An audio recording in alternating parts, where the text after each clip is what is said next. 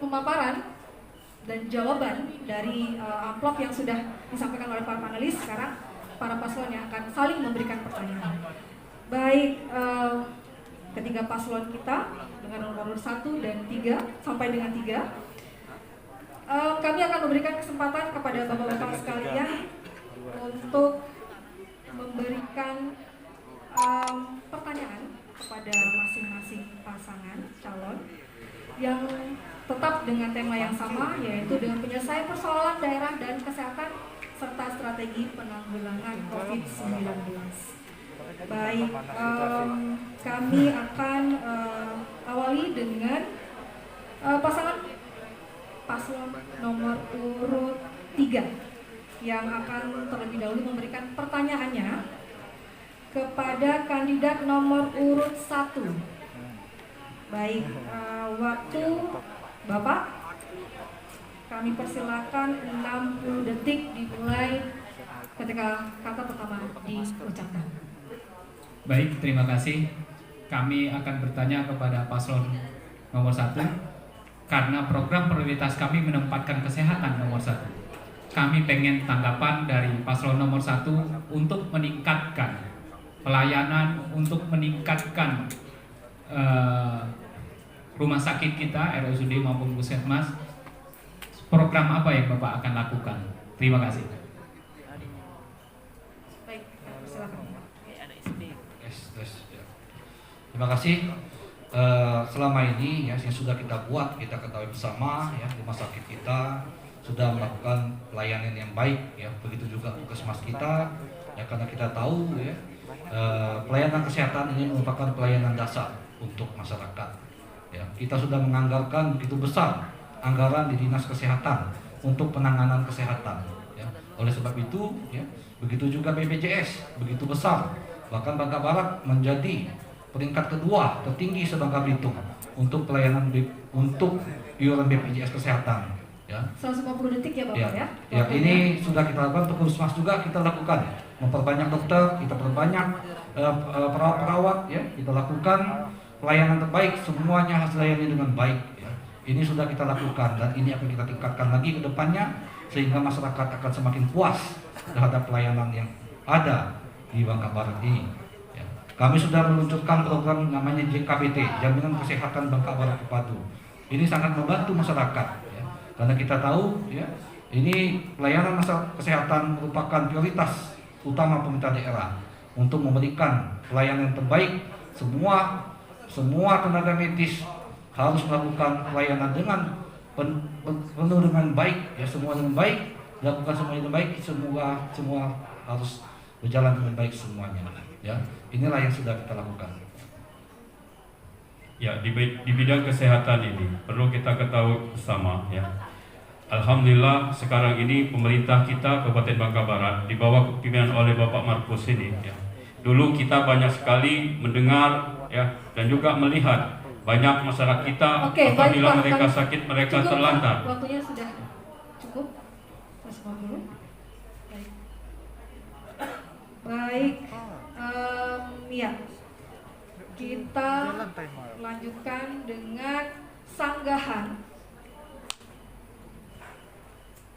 yang akan disampaikan oleh paslon nomor urut 3 atas jawaban dari paslon nomor 1.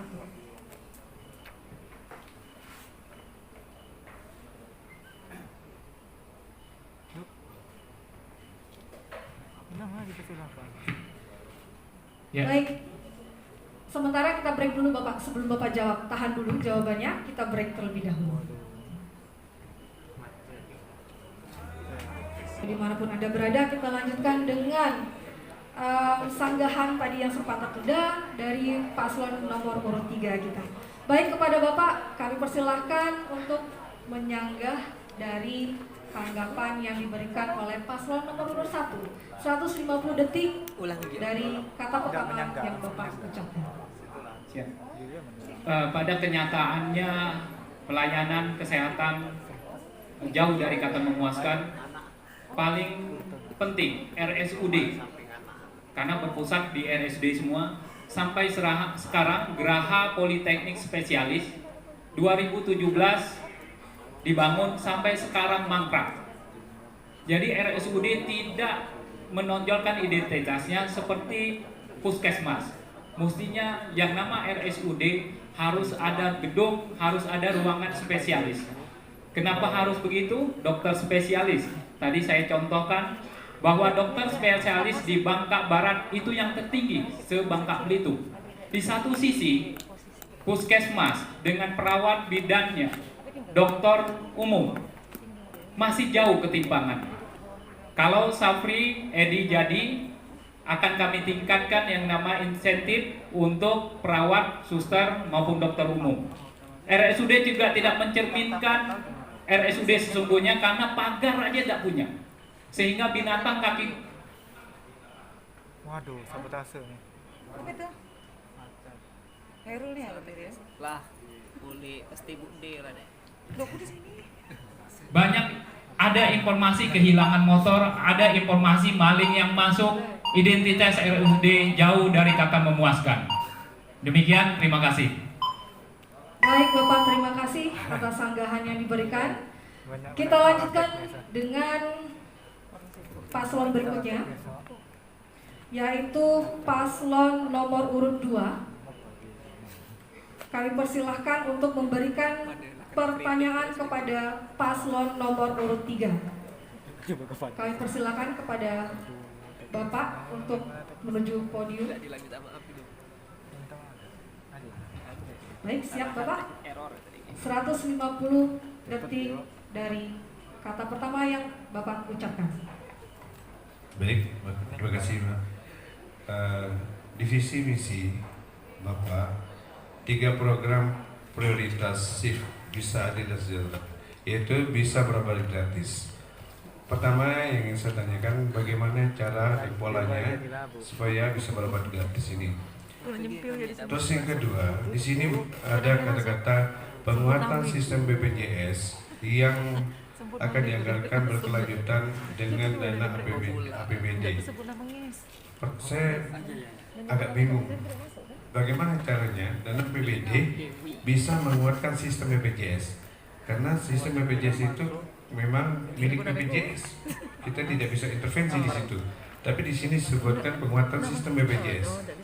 Tolong beri pencerahan buat saya Pak, bagaimana cara Bapak nanti kalau terpilih untuk memperkuat sistem BPJS ini dengan dana APBD yang kita miliki.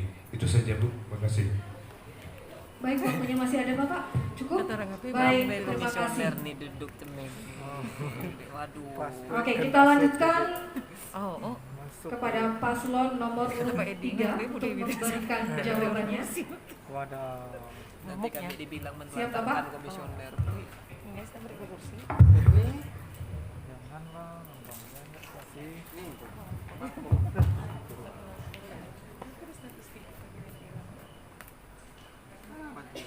Oke, siap? Sudah Bapak? Ya. Baik, 150 detik dari kata pertama yang Bapak ucapkan. Ya, kenapa kami selalu memperkuat BPJS? Karena kalau kami jadi bupati, wakil bupati, sesungguhnya tidak ada program yang bisa menghilangkan BPJS karena di sana programnya Pak Jokowi, Pak Presiden kita. Artinya apa? Artinya apapun yang akan kami berikan ke masyarakat untuk berobat tentunya hak.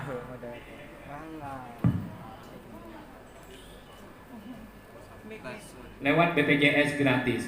Caranya gimana? Caranya kalau kami tidak salah tahun ini aja itu dianggarkan 17,5 miliar untuk 30.000 sekian BPJS gratis.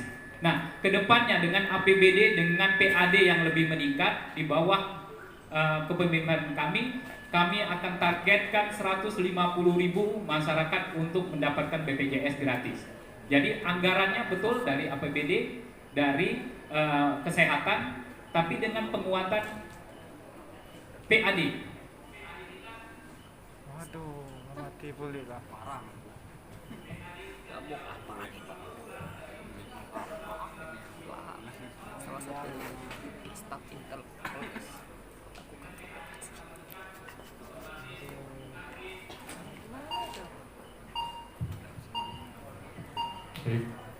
Anggaran kesehatan juga ditingkatkan. Terima kasih. Masih ada waktu Bapak? Oke, baik, terima kasih. Kita lanjut.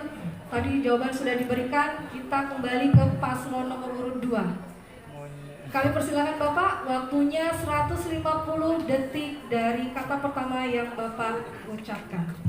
Saya sepakat mungkin ya dengan pasangan nomor 3 mengenai kenaikan PAD karena ini penting. Tatkala kita rendah pendapatan, insya Allah dengan cara itulah kita bisa memfasilitasi masyarakat kita berobat gratis, yaitu menaikkan PAD. Yang jadi persoalan ini adalah kata-kata memperkuat sistem BPJS. Ini mungkin salah redaksional yang ditulis di visi misi ini. Dari apa Bapak yang sampaikan, ya saya rasa sudah benar, cuma memang salah redaksional. Karena sepengetahuan saya, pengalaman kami 6 tahun di DPRD, APBD baik provinsi maupun kabupaten itu tidak bisa intervensi terhadap sistem BPJS. Kita hanya bisa memberikan fasilitas untuk BPJS, bagaimana bisa terkoneksi dengan baik, mulai dari puskesmas sampai ke RSUD, supaya semua pelayan bisa berjalan baik, tidak ada terkendala antara pelayan di rumah sakit, puskesmas, dan sampai ke dengan pustu dengan sistem yang ada di BPJS. Terkoneksi, itu paling penting. Masih ada waktu Bapak? Rumah Sakit Brahma Kelapa. Oke, baik Bapak, terima kasih. Waktu kita sudah selesai. Baik, sesi yang terakhir kita lanjut kepada paslon nomor urut 1. Kami persilakan untuk memberikan pertanyaan kepada kandidat nomor urut 2. Baik, kami persilakan ke podium Bapak. Oke. Kami persilahkan memberikan pertanyaan untuk paslon nomor urut 2 dengan waktu yang sama, yaitu 150 detik.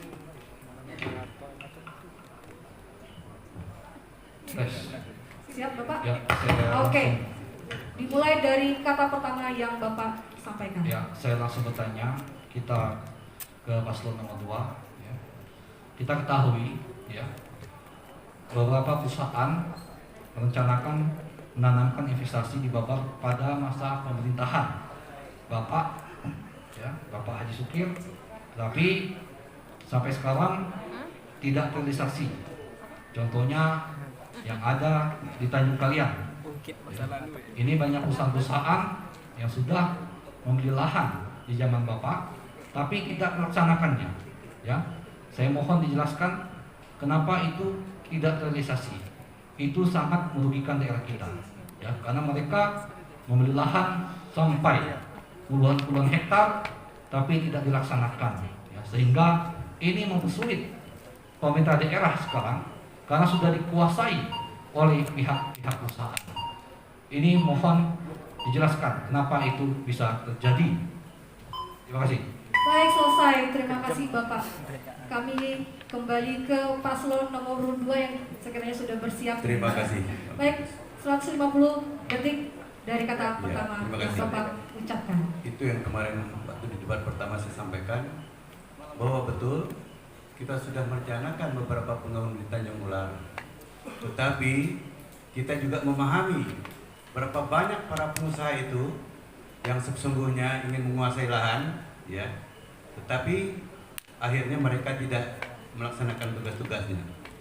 Dan terakhir, kami kemarin juga sudah menetapkan kawasan Tanjung Ular itu sebagai pelabuhan bongkar muat untuk mengalihkan padatnya bongkar muat di Sungai Musi, dan kita ingin menjadi Montok itu adalah pintu gerbang Sumatera yang dapat berhubungan dengan keluar. Pertanyaan Bapak tadi, kenapa memang belum selesai? Masih berlanjut karena terputus di 2015. Andai kata ketika itu kita selisihnya waktu itu 251 Pak, ya, itu adalah takdir yang tidak bisa kita pungkiri. Andai kata ketika itu sudah kita masih memenangkan pertandingan itu, maka saya pikir kondisi Bangka Barat tidak seperti hari ini. Ya, tidak seperti ini.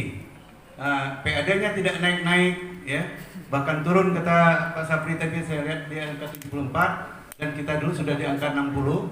Kemudian pengangguran di sana sini dan pelayanan publiknya sangat menyedihkan. Silakan. Ya, persoalan investasi tidak bisa disalahkan ke kepala daerah. Artinya, kalau kepala daerah tidak bisa memfasilitasi investasi, tidak akan ada terjadi pembelian tanah. Saya salah seorang orang paling dekat dengan Ustaz Juri. Saya tahu betul beberapa perusahaan yang pernah mau berinvestasi di Tanjung Kalian. Peletakan batu pertama, pembebasan lahan difasilitasi dengan baik oleh pemerintahan Ustaz Juri dengan Pak Haji Sukirman. Peletakan batu pertama ternyata hanya peletakan batu pertama dan yang terakhir sampai akhir jabatan. Yang tidak bisa disalahkan juga bupatinya atau pemimpinannya. Bagaimana seorang pengusaha punya niat yang baik, dia punya target-target yang jelas. Saya tahu bagaimana Pak Haji Sukirman dengan Ustaz Juri. Mereka punya target yang jelas. Itu yang harus mereka lakukan. Mereka kejar, tapi sampai akhir jabatan ternyata belum satu pun yang terrealisasi. Mental pengusaha yang perlu kita pertanyakan.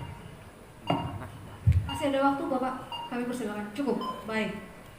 Iya, baik. Paslon nomor urut 1 siap untuk menyanggahi? Siap. Baik. Waktu Bapak 150 detik dari kata pertama yang Bapak ucapkan. Ya, ini bukan masalah persoalan siapa ya, tapi harus ada ketegasan. Ya, di sini saya melihat tidak ada ketegasan di masa Bapak. Ya, ini semua kembali kepada kepala daerah. Ya, seperti sekarang, kita sangat bersyukur di tahun 2020 ini kita kedatangan investasi yang cukup sangat besar yang mencapai angka 2 triliun. Semuanya berjalan karena punya kepala daerah yang punya komitmen yang kuat. Ya, punya ketegasan. Ya, tidak bisa orang membeli lahan yang begitu banyak, ya, tapi tidak melaksanakan. Ya, maka saya katakan ini harus ada leadership yang kuat dari seorang kepala daerah. Buktinya di bawah kepemimpinan saya 1 tahun setengah ini semuanya berjalan dengan baik. Ya, saya katakan, ya, maka saya katakan ini sangat merugikan daerah kita karena mereka sudah punya sertifikat. Ya, kita tidak bisa mengambil alih begitu saja. Kalau di masa kami semuanya kita laksanakan dengan baik dan semua kita lakukan ya dengan kepastian hukum. Kita tidak mau daerah kita dirugikan hanya karena usaha-usahaan yang hanya ingin membeli tanah. Seperti di kawasan Tanjung Lah, itu usulan kami Pak kepada provinsi Pak. Ya, sekarang ini lagi berlangsung pembuatan pelabuhan barang di Tanjung Lah. Kita sangat bersyukur ya, semuanya dapat berjalan dengan baik karena kita sebagai kepala daerah hanya harus mempunyai leadership yang kuat dalam memimpin daerah ini. Kalau kita punya leadership yang kuat, pastilah semuanya bisa berjalan dengan baik. Silakan Pak. Di dalam membangun ini, ya, kita alhamdulillah di tahun 2020 ini ada 3 investasi yang sangat besar. Yang pertama, PT Timah saat ini sedang membangun pabrik PT Timah yang baru. Yang kedua, PT BIC, ya. PT BIC akan membangun pabrik CPO ya, dan juga pabrik minyak goreng, yang mana investasinya ini sangat luar biasa, ya, kurang lebih 1 miliar. Dan untuk pabrik minyak goreng ini satu-satunya ada di Kabupaten Bangka Barat yang kita cintai. Yang kedua, dengan adanya pelabuhan tersebut, jadi dengan adanya 3 investasi yang besar ini nantinya akan memberikan dampak yang sangat besar bagi kita Kabupaten Bangka Barat. Masyarakat kita bisa terbantu, lapangan pekerjaan bisa terbuka. Sudah habis, terima kasih. Mari kita berikan aplaus yang meriah untuk ketiga paslon kita pada malam hari ini. Baik, terima kasih hadirin dan pemirsa radio dimanapun Anda berada. Tanya jawab dan juga sanggahan sudah diberikan. Kita akan lanjutkan dengan sesi kedua dari tahap tanya jawab dan sanggahan. Kita akan lanjutkan setelah komersial berikut ini.